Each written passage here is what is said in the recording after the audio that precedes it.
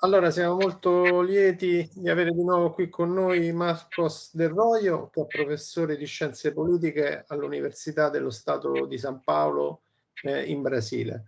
E volevamo parlare con lui di una questione particolarmente importante, perché è uno dei motivi che rende particolarmente difficile opporsi all'imperialismo, perché spesso, diciamo, le forze antiimperialiste, persino i comunisti e i marxisti, intendono per imperialismo delle cose diverse, hanno un concetto diverso, e quindi poi hanno difficoltà a individuare, diciamo, qual è il nemico comune da combattere, e anche qual è, diciamo, il nemico, qual è la contraddizione principale da affrontare, e quindi qual è il nemico principale da affrontare, e quali sono invece, diciamo, delle contraddizioni e anche dei nemici, degli avversari secondari. E quindi, insomma, quello che ci appare è che se, ad esempio, gli intellettuali marxisti, comunisti, eccetera, sono indubbiamente quelli più capaci di comprendere la realtà, poi vedo che ci sono delle difficoltà, diciamo, a tradurre in pratica questa superiore visione del mondo, proprio per le differenze e la difficoltà, appunto, di trovare insieme qual è, appunto, il nemico comune da contrastare. Anche perché spesso ci sono diversi intellettuali molto capaci che si richiamano al marxismo, ma spesso questi intellettuali hanno pure difficoltà a dialogare tra di loro. Spesso c'è addirittura un problema di riconoscimento, per cui chi è marxista di un certo tipo non riconosce i marxisti di un altro tipo, e questo sicuramente è un aspetto di forte debolezza. Appunto, ricordo come tanto Lenin quanto Gramsci insistessero sempre sulla necessità fondamentale, imprescindibile, di mantenere, diciamo, l'unità del partito, di evitare il più possibile scissioni, divisioni. Ricordiamo che sia nel partito di Lenin sia nel partito di Gramsci c'erano marxisti e comunisti di tutti gli indirizzi praticamente possibili, e poi purtroppo sostanzialmente dopo la morte di Lenin, la malattia già, poi con la prigionia di Gramsci, questa lezione fondamentale il movimento comunista marxista l'ha persa quasi completamente di vista, e questo secondo me è uno dei motivi principali della debolezza dei marxisti e dei comunisti, sia sul piano nazionale ma anche sul piano internazionale. E quindi volevamo, appunto, discutere con Marcos qual è secondo lui il concetto di imperialismo oggi, e di conseguenza quali paesi, quali potenze possono essere indicate come imperialiste, e poi qual è la forma di imperialismo principale da affrontare, e quali quelle che invece possono essere considerate delle contraddizioni secondarie. A te la parola, Marcos. Va bene. Grazie Renato per questo nuovo invito per partecipare qui con i nostri ascoltatori. Devo chiedere scusa a questi nostri ascoltatori, appunto, che non uso l'italiano in modo corrente, quindi non è un...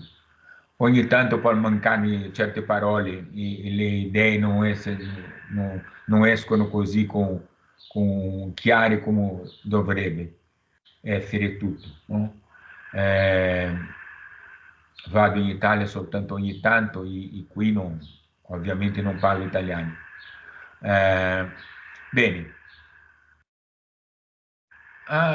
nei primi anni del Novecento c'è stato un dibattito molto intenso, molto ricco su quello che sembrava essere una novità, che era l'imperialismo. Era una parola che si diffondeva abbastanza e c'è stato, diciamo, nei primi 15 anni del nuovo secolo un dibattito molto intenso, no? non fu sempre diretto, no? Però sono stati certe opere fondamentali, no? Una di John Hobson, che si chiamava appunto L'imperialismo, un studio non era, Hobson non era marxista, no? Era di una scuola inglese che si chiamava Fabiana, no? Era una variante che veniva del protestantesimo, no? Beh, insomma, dopo c'è stata una opera, questa sì, fondamentale, che è il capitale finanziario di un austriaco radicato in Germania, chiamato Rudolf Hilferding. A lui dobbiamo il concetto utilissimo oggi, fondamentale oggi, di capitali finanziari, cioè la fusione dei capitali industriali con i capitali bancari. Bene, dopo c'è stato un contributo, anche questo importantissimo, di Rosa Luxemburgo, l'accumulazione dei capitali, un libro di Nicolai Bukharin, che è stato stimolato da Lenin, cioè Lenin aveva detto a Bukharin per fare una risposta a un libro di Rosa Luxemburgo, no? Beh, alla fine di tutto questo, Lenin ha scritto un libro uncino, scritto in un stile molto diverso di quanto è la sua abitudine. Era un libro scritto per essere pubblicato in Russia. Nel 1916 c'era ancora il czarismo, eravamo in mezzo alla guerra, quindi era un libro che doveva un po' scappare della censura, no? Quindi c'è un stile diverso di quello di Lenin, che si legge, quasi tutte le pagine di Lenin sono scritte in un stile di dura polemica, no? Questo è un poco più tranquillo, però è un libro fondamentale perché ha organizzato e sintetizzato tutto il dibattito precedente, no? Bene, cosa diceva Lenin? Ci sono un paio di paesi che sono imperialisti, cioè cercano di fare un imperio, un dominio territoriale oltre le sue proprie frontiere. Sono paesi che hanno una forza politica e militare molto grande, capace di aggredire, di annessare, di controllare altri paesi. E questi paesi sono in una disputa gravissima per il controllo di territori. Questi sono i paesi imperialisti. Cominciava appunto in quel momento, con quella guerra che chiamiamo di prima guerra mondiale, una disputa di quel paese per vedere qui chi sarebbe i predominanti, chi veniva a essere i predominanti. C'erano Inghilterra e Francia con molto territorio oltremare come colonie. L'Inghilterra ancora controllava economicamente i paesi dell'America Latina, che Lenin a un certo punto chiama di semicoloni, in disputa con gli Stati Uniti già a questo punto, no? La Francia predominava fortemente in Africa, no? E altri paesi, particolarmente la Germania, non era contenta con la situazione, voleva di più. Anche i paesi, diciamo, che erano quello che Lenin ha chiamato l'Italia di un imperialismo in strascione, cioè è un imperialismo molto debole, voleva essere, però non aveva le forze, non aveva forze industriali, non aveva forze militari per fare quello che voleva. Ricordare che l'Italia ha cercato coloni nell'Africa ha preso la Libia, no? Nel 1911 e dopo, già con il fascismo, ha cercato di arrivare al controllo del Mar Rosso con il dominio dell'Abissinia, come si chiamava allora, oggi è l'Etiopia, ma l'Italia già aveva un pezzo della Somalia con sé. Quindi c'era una disputa di tutti questi paesi. Nella Asia c'era già il Giappone, che voleva anche creare un imperio, ovviamente sul continente asiatico. Le vittime iniziali erano la Corea e in seguito la Cina. Questo conflitto ha durato circa di 30 anni, cioè la fine della quello che chiamiamo di seconda guerra mondiale. Quindi possiamo dire che c'è stata una guerra di 30 anni, che i paesi imperialisti si sono degladiati per vedere il controllo del mondo, no? O chi predominava tra i paesi imperialisti. Alla fine cosa abbiamo visto? Il predominio è stato degli Stati Uniti. Si è creata una gerarchia di paesi imperialisti, cioè gli Stati Uniti per prima, dopo l'Inghilterra e Francia che si sono refluiti, si sono subordinati agli Stati Uniti, anche con un po' di resistenza della Francia in certi momenti. Però Germania e Giappone, come sconfitti nella guerra, continuarono a essere paesi imperialisti, però senza la forza militare che avevano prima. Con forza economica sì, ma non con la forza militare. Cioè, forza economica, se vuole dire, una grande industria, grandi monopoli, grandi banchi, cioè una economia capitalistica molto sviluppata. Questi sono i paesi imperialisti, non sono altri. Bene, dopo la prima guerra mondiale, Lenin, nel secondo congresso della Internazionale Comunista, nel 1920, ha sviluppato un'idea che era correttissima, ma non era così ovvia, non era così consensuale. Per esempio che Rosa Luxemburgo, morta poco prima, non era d'accordo con questo. Per Rosa la questione nazionale era una questione strettamente borghese e come eravamo già nel momento della rivoluzione socialista, questo problema non c'era più. Questo è stato un errore gravissimo, perché se vediamo tutta la storia del XX secolo, cosa che vediamo? Tutte le rivoluzioni sociali del XX secolo sono state rivoluzioni di carattere nazionale, popolare, con base contadina.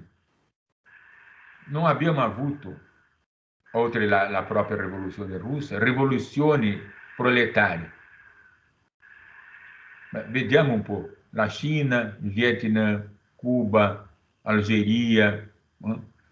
Forse, questo è polemico, la Cecoslovacchia di 1948. Lì la classe operaia ha preso i poteri perché aveva un partito comunista, diciamo che fortissimo. Ma questo è polemico. Anche se parliamo della Jugoslavia, che ha fatto una rivoluzione, era alla base contadina, fondamentalmente.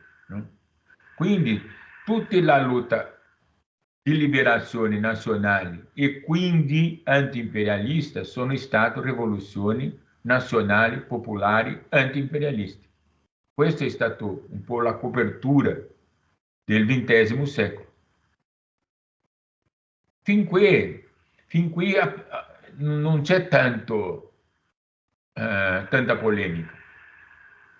Del 1945 in poi gli Stati Uniti predominano c'è il predominio degli Stati Uniti num gruppo di pochi paesi imperialisti, perché continuano a essere pochi paesi imperialisti, basicamente Stati Uniti, Germania,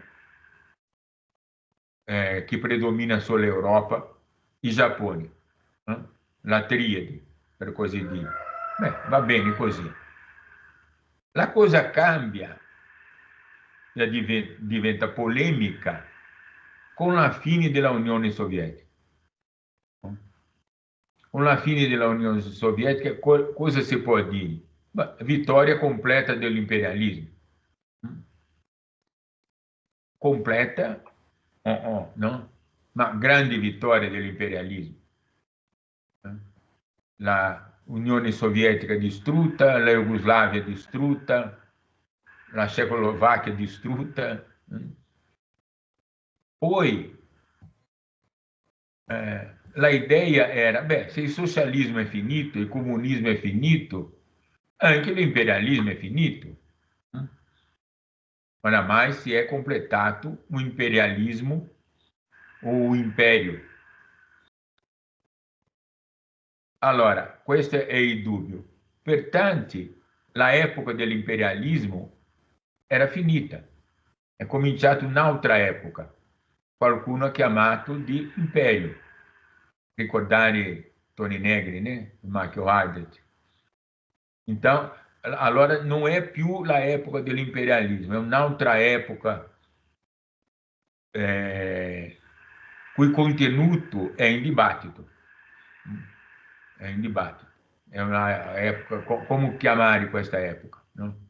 Neoliberista, epoca dell'imperio, sono tante le cose, le tentative che sono state fatte in tutti questi ultimi 30 anni. Secondo me,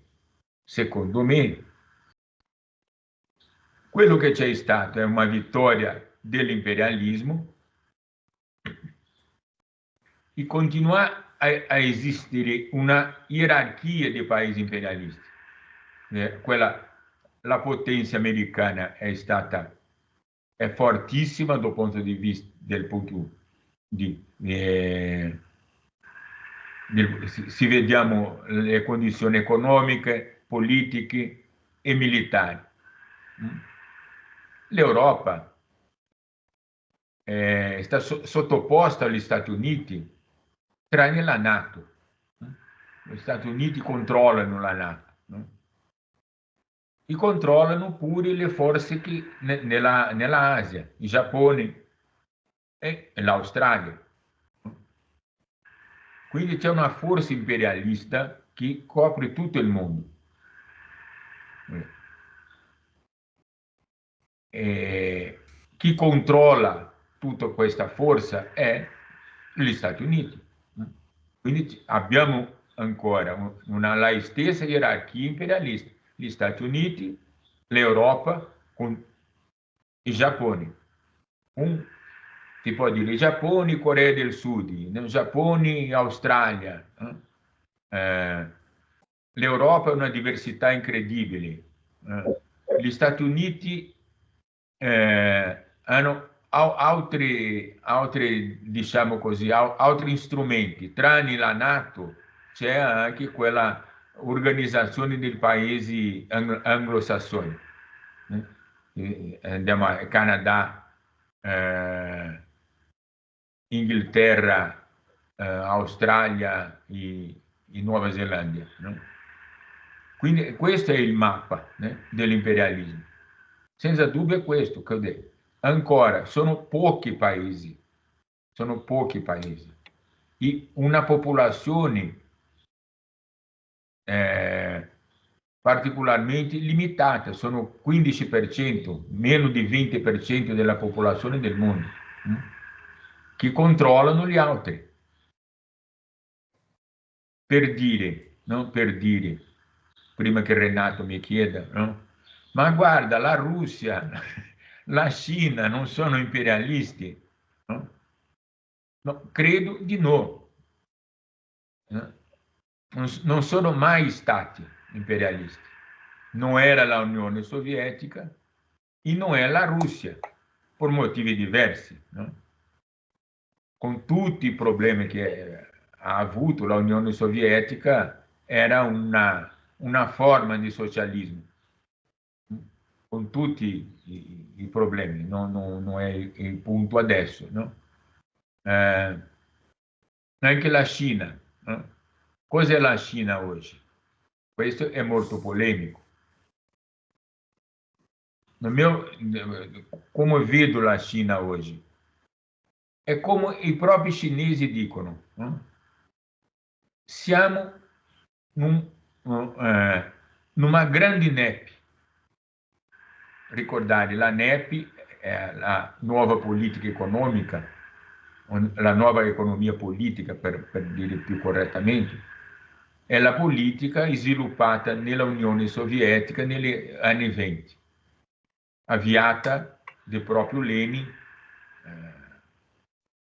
prima ancora di cadere malato, no?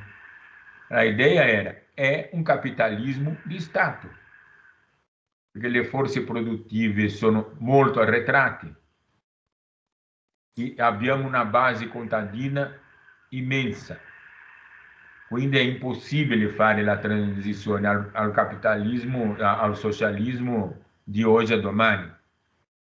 Bisogna costruire le basi materiali per questo. Lo faremo sotto la guida del Partito Comunista. E i cinesi dicono più o meno lo stesso, con i tempi cinesi, no? Per i cinesi, se tutto andrà bene, difficile, verso i 2049, cioè 100 anni della rivoluzione, si saranno pronti per la transizione effettivamente socialista. Fino lì è un capitalismo di Stato, è un capitalismo monopolista di Stato, non ha una bugia nisso, in questo.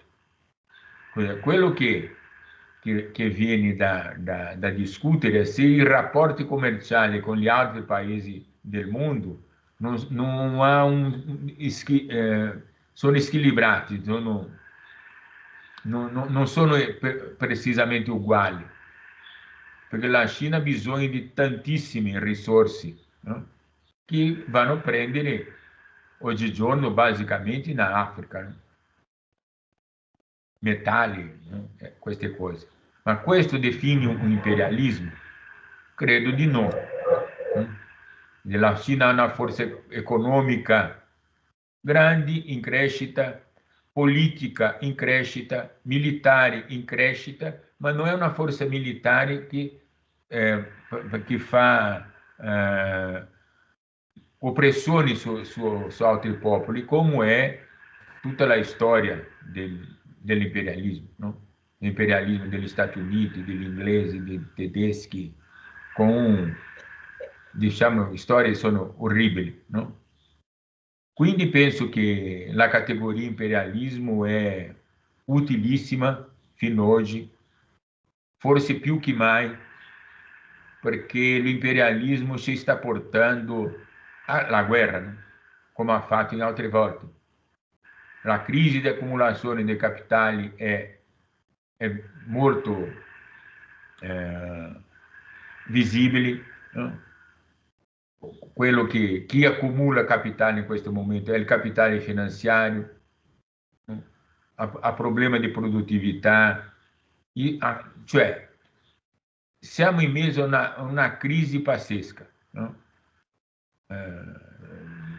In tutti i profili. Adesso, cosa fa l'imperialismo o il capitalismo, né? Perché, guardate bene, imperialismo, Lenin particolarizzava imperialismo capitalista, perché imperio, imperialismo, imperialisti, c'è stato in altri momenti storici, né? C'è stato l'impero spagnolo, l'impero portoghese, né? Prima del capitalismo. Lenin diceva, beh, il problema è quali sono, nel suo libro si chiedeva quali sono i fondamenti economici dell'imperialismo capitalista. L'imperialismo è un'azione politica di costruzione di un imperio, no? Ma il problema è che l'imperialismo di oggi, cioè con la sua gerarchia, si define chiarissimo chi è l'inimigo più importante dell'umanità. È gli Stati Uniti. Ovviamente non il popolo degli Stati Uniti, no? Ma lo Stato americano, no? L'esercito americano, il grande capitale americano. Questo è lo inimigo fondamentale dell'umanità. Non è di oggi, ma oggi più che mai. Perché il rischio che l'umanità corre in questo momento, perché siamo molto vicini alla guerra, no? La situazione dell'Ucraina, dell'Oriente Medio, è visibile che le cose sono, la temperatura si sta alzando, no? E non è possibile che possiamo fare qualcosa per bloccare questo, no? E questa è la situazione, no? Ci siamo. Quindi è confrontare confrontare questa situazione è la sfida più grande che abbiamo noi, no? Ok. Bene Renato. Grazie Marcos. C'è un ritorno dell'audio. Allora, dicevo, adesso ti sottoporrò, diciamo, altre tesi che vengono sostenute su che cos'è oggi l'imperialismo, perché appunto diciamo che questo ciclo che stiamo facendo è per cercare di mettere, diciamo, in relazione le diverse concezioni e di vedere se è possibile alla fine, diciamo, di un confronto, provare anche a trovare una sintesi tra le diverse posizioni per avere almeno una unità di azione. E quindi ti sottoporrò altre tesi che non sono necessariamente quelle che io penso, ma semplicemente per appunto sentire che cosa ne pensi e per vedere se è possibile poi trovare qualche punto di incontro.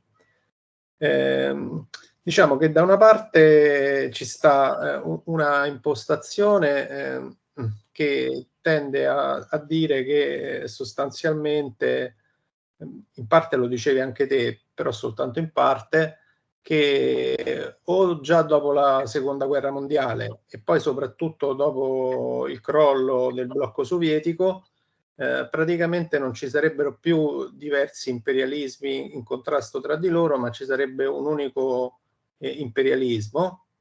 E questa concezione per molti aspetti è abbastanza simile a quella che sosteneva Kautsky dell'ultraimperialismo e che poi sosteneva anche Negri e Hart quando parlavano di impero, cioè questa idea che non esisterebbero più vere e proprie contraddizioni interimperialiste, sostanzialmente ci sarebbe un unico grande blocco imperialista, quello degli Stati Uniti, quello della NATO, che attraverso appunto la NATO controllano gli altri paesi, per esempio europei, e quindi ci sarebbe sostanzialmente un unico imperialismo.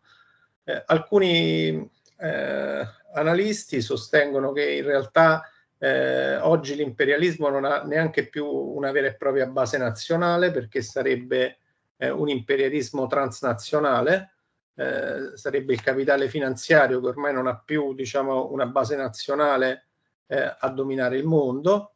Altri sostengono che questo è vero, ma che i grandi fondi finanziari in realtà hanno tutti basi negli Stati Uniti e che quindi comunque a dominare ci sarebbe appunto un unico imperialismo che sarebbe quello statunitense.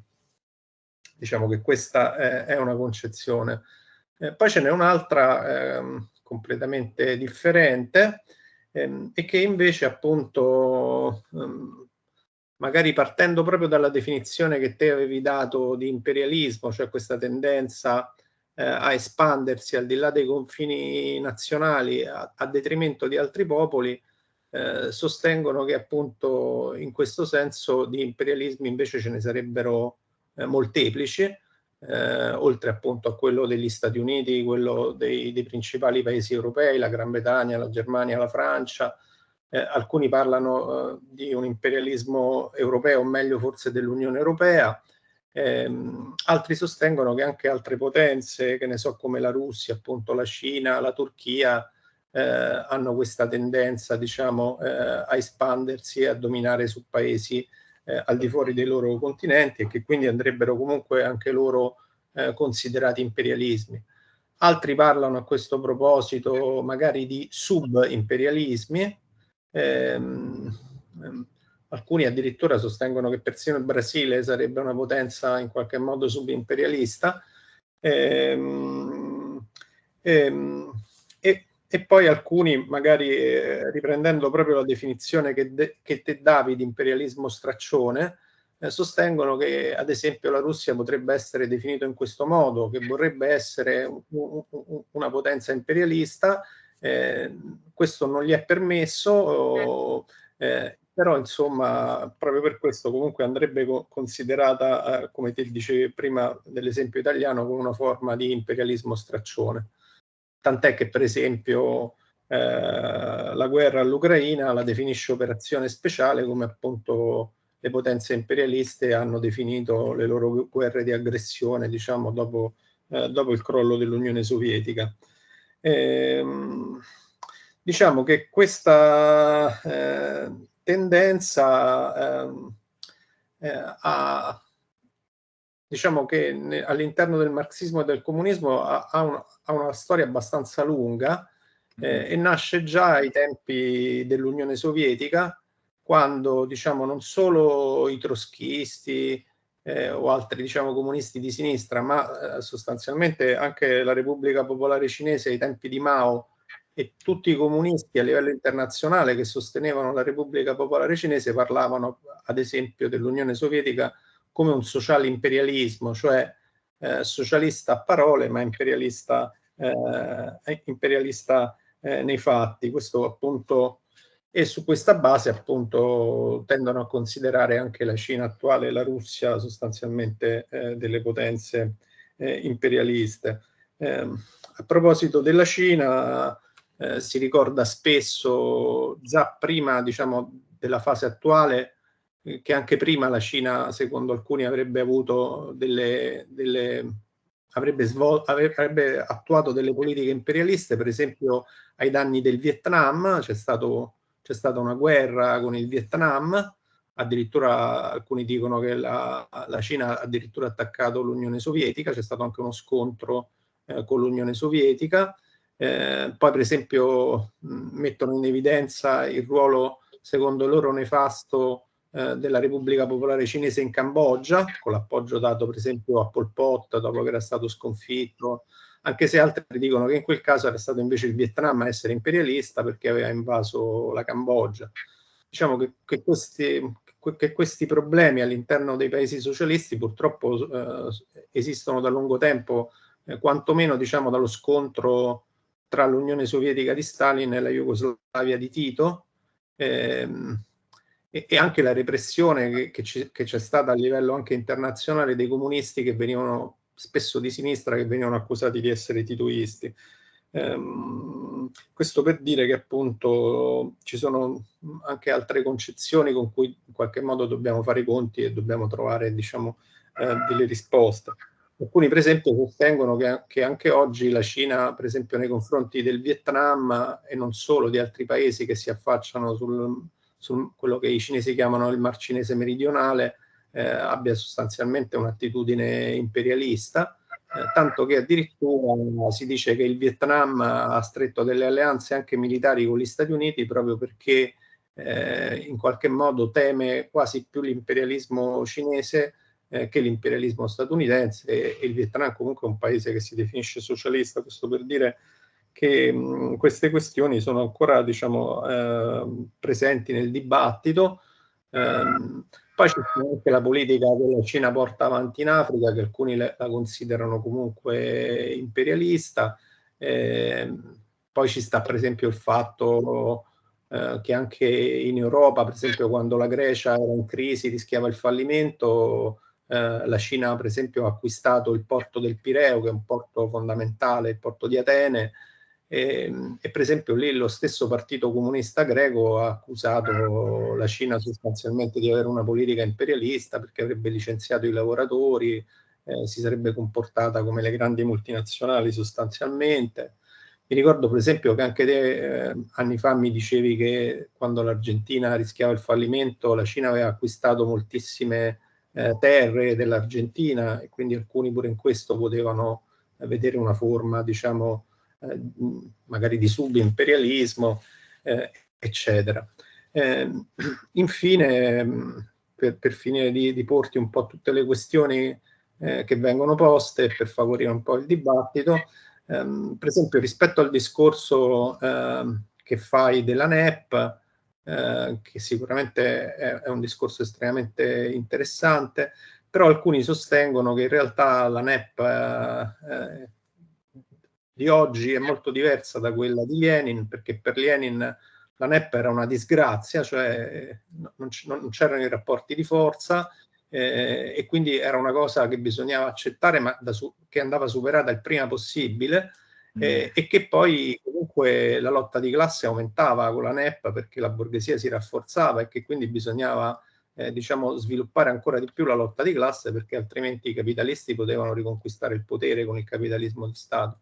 Invece si dice che oggi la Cina sostiene che teorizza e pratica il discorso che invece non ci sarebbe più lotta di classe in Cina perché ormai il potere sarebbe del popolo,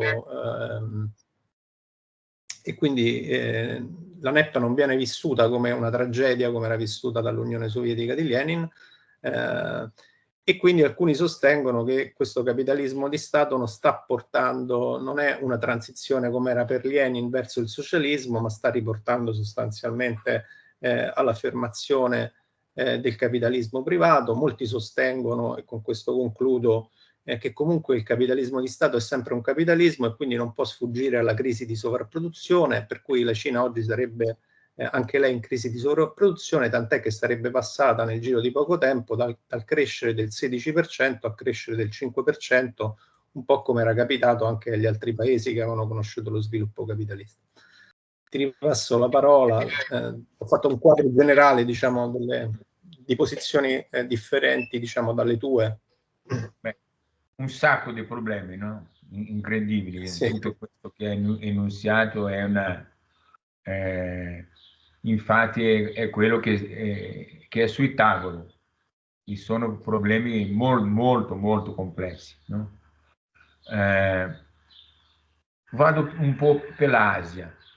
Credo che l'Asia, Cina, Vietnam, hanno una tradizione storica di millenni e quindi quando si dice rivoluzione, transizione socialista, non possono lasciare indietro questi mille di anni di storia.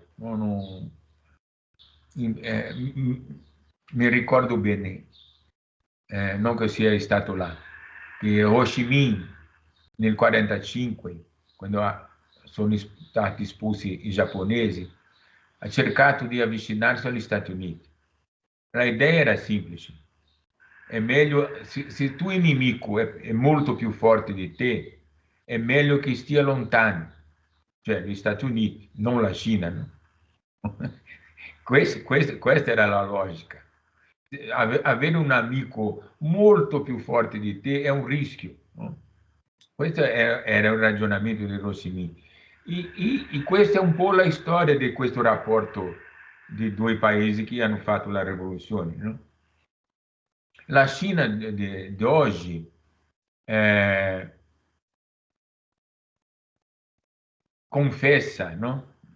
Che ha molto nella ideologia di Stato e quindi del partito di Confúcio, la idea di non luta di classe. Mao, al suo tempo, della rivoluzione culturale, la sua ispirazione era Lao Tse, Lao Tse era uno che ragionava per uma dialética, che ovviamente não era de Hegel, mas de conflitto, degli stimoli alla lotta di classe. È un ragionamento diverso, cioè una ideologia diversa, no? Quindi per giustificare come si sviluppa la Cina d'oggi, la presenza della tradizione culturale cinese, Confúcio particolarmente in questo momento, è molto importante, no? Parlano di Marx, studiano Marx, stanno a tradurre Gramsci. È molto interessante quello che si sviluppa del marxismo nella Cina, ma c'è questa complessità incredibile, no? Nella Cina di 15 anni fa gli hanno permesso la borghesia di entrare nel Partito Comunista, è stato da stupire. Ma a me sembra, dico sembra perché la mia conoscenza ha i suoi limiti, no? Che l'attuale direzione dei partiti comunisti dello Stato cinese ha fatto una svolta a sinistra molto evidente. Forse per conto della crisi capitalista andare dopo il 2008, la crisi capitalista si è approfondita e loro sono stati obbligati a non tanto a investire nel mercato mondiale, dove si trovavano molto bene, dicasi, ma ritornare al mercato interno e quindi fare degli investimenti nella campagna, dove la situazione sociale non era così buona come nella città, non per così dire, condizioni sociali, ma condizioni di consumo, no? La presenza di mercaterie molto possibili, di qualità, di alto livello, no? Non era più quella produzione di porcheria che l'industria cinese produceva fino agli anni 90 e primi anni di questo secolo, no? Ma questo è cambiato. È importante che loro hanno una strategia di Stato, una concezione di sopravvivenza di una popolazione gigantesca, no? Quindi credo che è molto semplice pensare. La Cina non è gli Stati Uniti, dove tutto è definito per il mercato e la proprietà privata. Lì non è così, lo Stato definisce questo, no? Guarda, questo ha una tradizione che non è soltanto quello che ha pensato Marx, Lenin o proprio Mao, no? È una tradizione di millenni, le conduce di un'altra maniera, ha una storia pregressa che dobbiamo considerare per cercare di capire quelle situazioni. Dico lo stesso, con meno forza, per così dire, diciamo la Turchia d'oggi. Questi giorni Erdogan comincia a si sbattere con Israele, si avvicina alla Siria e all'Iraq. Ma guarda, qualcuno vede che quello che vuole è un po' ricomporre quello che è stato l'impero ottomano, è ovvio, no? In altre situazioni, con altri elementi, non è una invasione di forza armata, anche se consideriamo ancora che la Turchia è il più grande esercito della NATO, no? È una roba stranissima, perché il gioco che la Turchia fa è di uma ambiguità pazzesca, no? Ma è un paese imperialista. Il suo capitalismo si è sviluppato fino a che punto? A questa interrogazione faccio un altro salto e vado in Brasile. Negli anni 70 c'era un dibattito in Francia che era un poco per dare un po' di sfondo teorico per la idea della unità della sinistra. Che era il dibattito del capitalismo monopolista di Stato. Allora c'erano autori come Balibar che hanno fatto tutta una... E era molto polemico quello, no? Bom, ma infatti il capitalismo monopolista di Stato era una fase, un momento del capitalismo e dell'imperialismo. Cioè, sono stati autori in Brasile che hanno visto che durante la dittatura militare, primi anni 70, il Brasile è arrivato al punto di essere un capitalismo monopolista di Stato. Quindi era imperialista.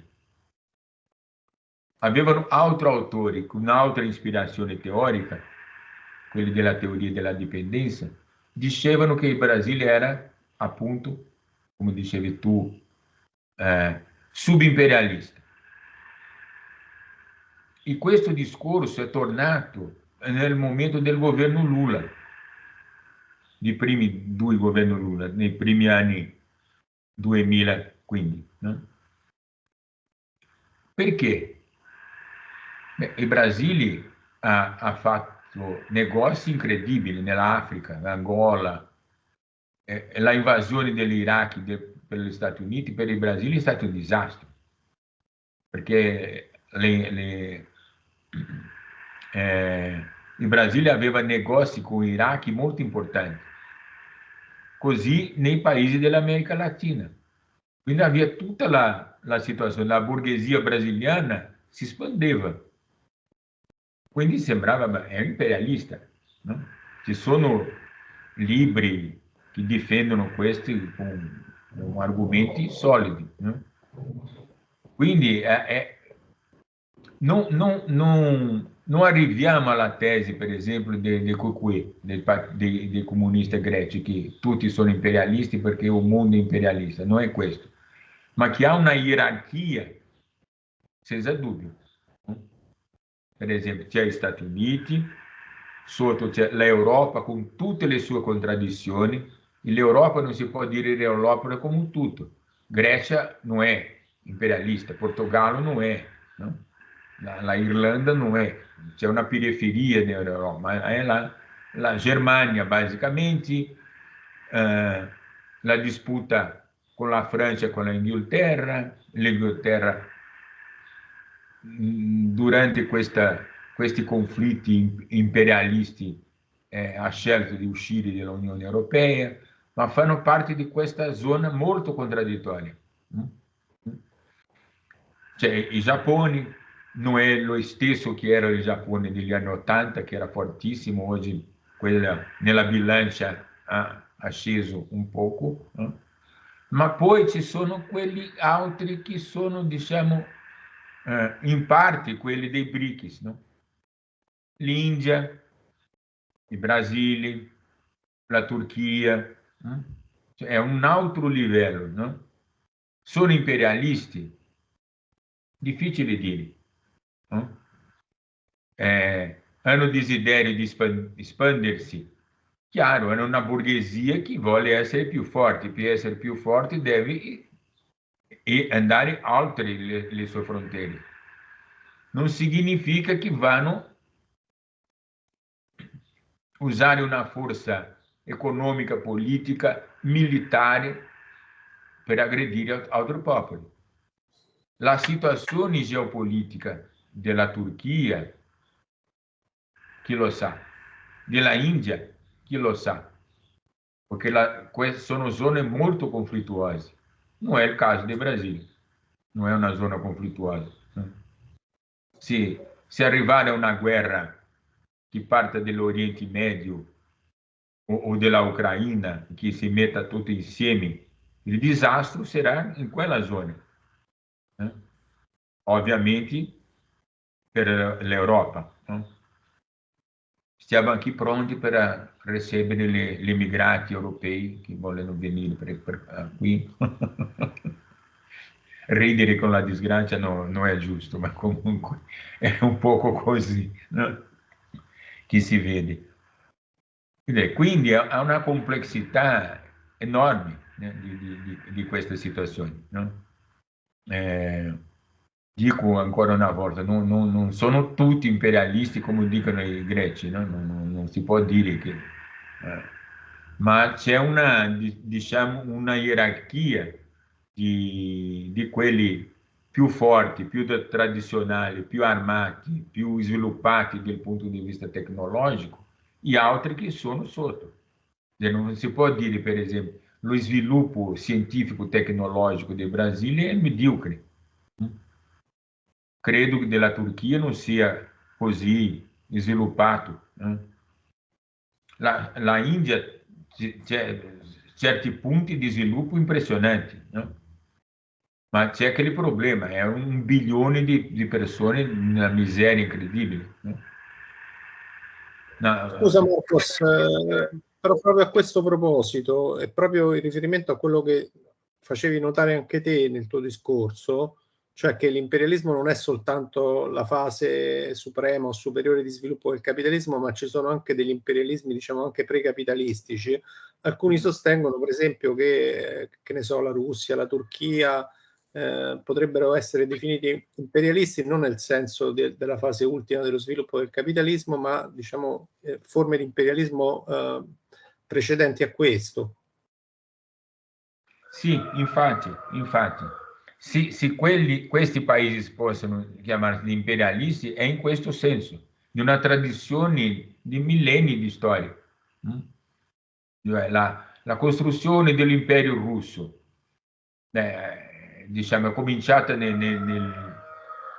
a dire nel 400, ci ha fatto un imperio con 24 milioni di chilometri quadrati, era una roba pazzesca, era gigantesco, e era precapitalista. La rivoluzione socialista è scoppiata lì, ma guarda bene, era socialista perché era in mezzo alla guerra e in mezzo ai paesi imperialisti capitalisti.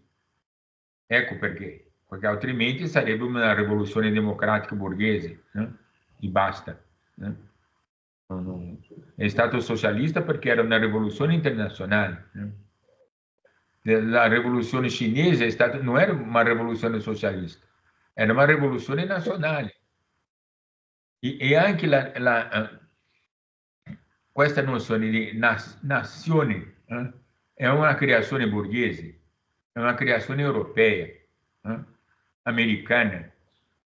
Dopo che gli altri popoli hanno incorporato questa idea di nazione, no?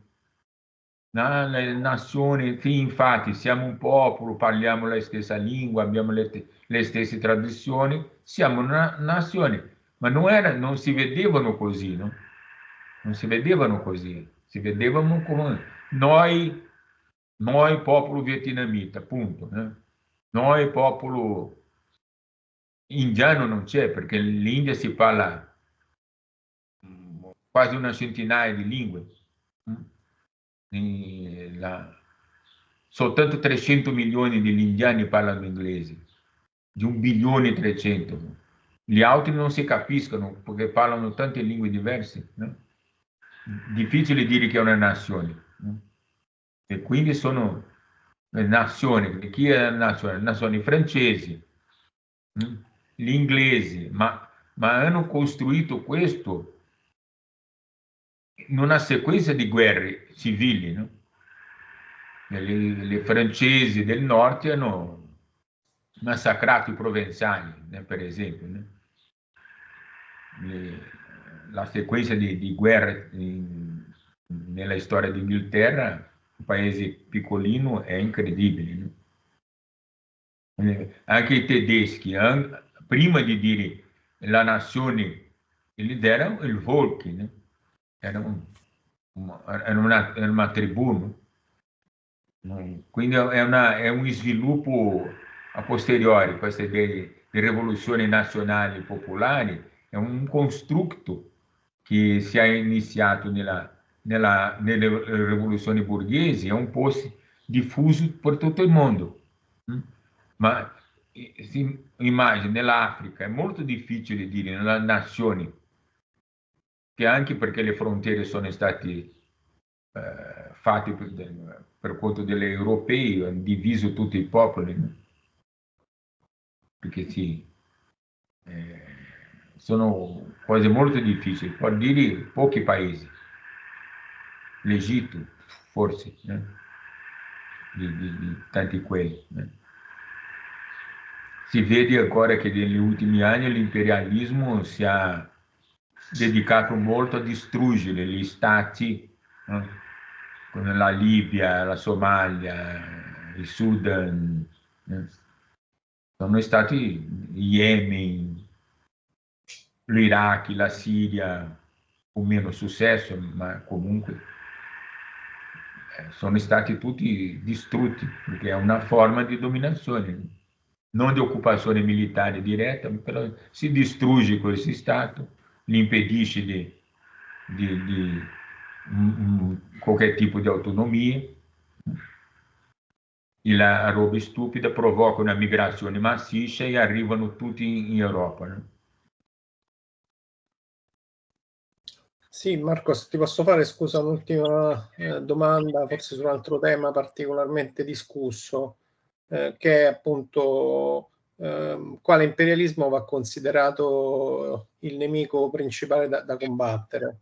Perché come sicuramente sai, per esempio, anche i partiti comunisti internazionali che in qualche modo si richiamano alla terza internazionale, che fanno parte di questa rete SolidNet, ultimamente si sono spaccati in due, diciamo, blocchi, per esempio su quello che sta succedendo nella guerra tra la Russia e l'Ucraina, che ci sta una parte, diciamo, maggioritaria che sostiene che l'imperialismo principale sono gli Stati Uniti e quindi la NATO e che quindi bisogna sostanzialmente sostenere la Russia nella guerra contro gli Stati Uniti e la NATO.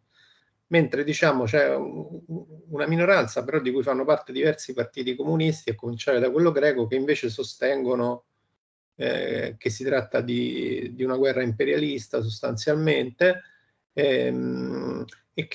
e poi diciamo soprattutto sostengono che per i comunisti il nemico principale è sempre l'imperialismo di casa propria, per cui per esempio per i comunisti russi il nemico principale dovrebbe essere l'imperialismo russo, non l'imperialismo nemico del proprio imperialismo, perché questa sarebbe una posizione opportunista. Per esempio pure Lenin denunciava che in Russia se la prendeva con l'imperialismo giapponese, che era nemico dell'imperialismo russo, no? Invece di prendersela con l'imperialismo russo, è proprio l'esempio che fa nel saggio popolare sull'imperialismo che citavi. E anzi sostengono sostanzialmente che il movimento comunista moderno nasce proprio rompendo con quella parte della seconda internazionale che, siccome considerava l'imperialismo nemico del proprio, il nemico principale, aveva votato per i crediti di guerra e quindi aveva sostenuto la prima guerra imperialistica mondiale. Per esempio i tedeschi che dicevano che l'imperialismo principale, il nemico principale era l'imperialismo russo, e su questa base per esempio votarono i crediti di guerra. E quindi sostengono che il movimento comunista moderno, a partire dagli Lenin, dai bolscevichi, nasce invece nell'individuare nel proprio imperialismo, perché poi la rivoluzione va fatta all'inizio su base nazionale, e quindi questo deve essere per ognuno il primo nemico da combattere. Che ne pensi di questo dibattito? Io penso che dobbiamo vedere il mondo come una totalità. Il mondo, quindi il capitalismo e l'imperialismo come una totalità. La più importante, grande, pericolosa potenza imperialista del mondo è gli Stati Uniti. Quindi è questo l'inimico. Questo è più facile dire con convinzione per uno che è in America Latina, no? Questo no, senza dubbio. Ma penso se casomai io stessi nell'Italia, no? È molto tranquillo vedere l'imperialismo euroamericano, l'inimico più importante, no? Da quanto è questo imperialismo che porta un'aggressione alla Russia. Se il punto di partenza è questo, è come vedo con la guerra. La Russia è il paese, lo Stato che è stato aggredito, no? E continua a essere aggredito. Quindi non ho dubbi su questo.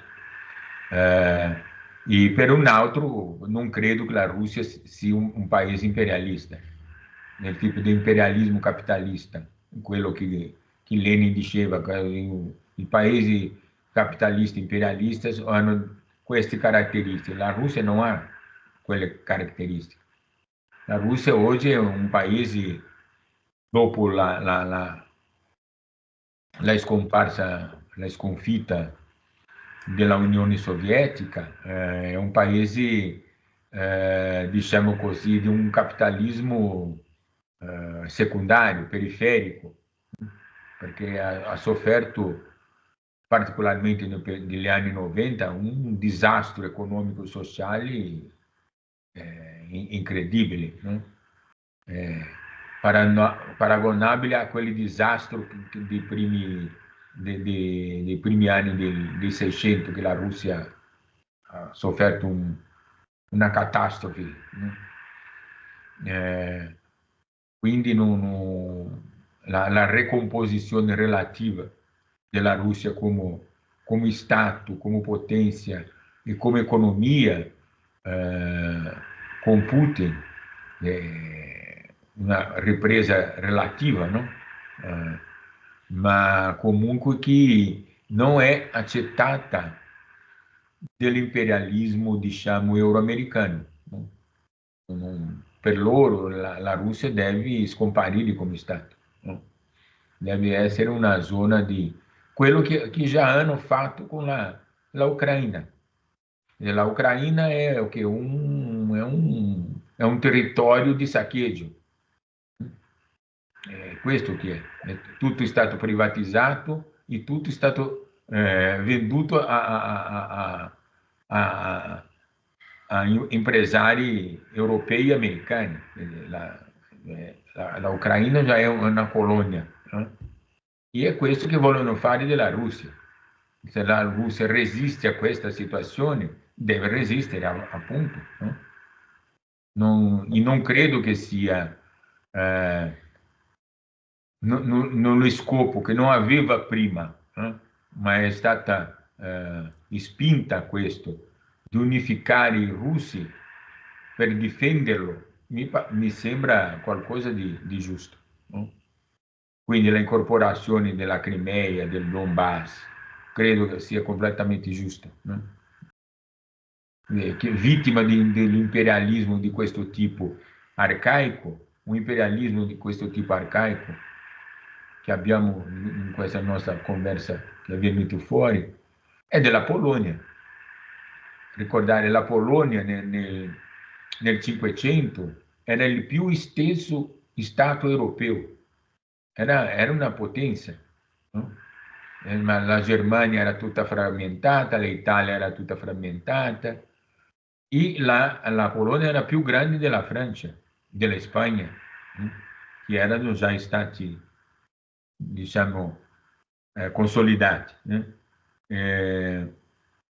Ma cosa era la Polonia? Incorporava la Lituania a un avvicinamento di questi due paesi molto significativo in questi giorni, no? Sono ambedue vogliono attaccare la Russia domani, no? E lo scopo della Polonia alla fine è incorporare la Ucraina occidentale. Se la Russia incorpora la Ucraina orientale, la Ucraina rimane un paese piccolino, quello che è stato storicamente. È la storia della Unione Sovietica che spiega perché le frontiere della Ucraina sono state queste nel 1991 a questa parte. Era un stato alla fine artificiale, no? Non c'è una nazione ucraina, come abbiamo detto di altre situazioni qui di passaggio, no? Va bene Marcos, grazie, è stato veramente interessante. Alla prossima. Va bene, grazie.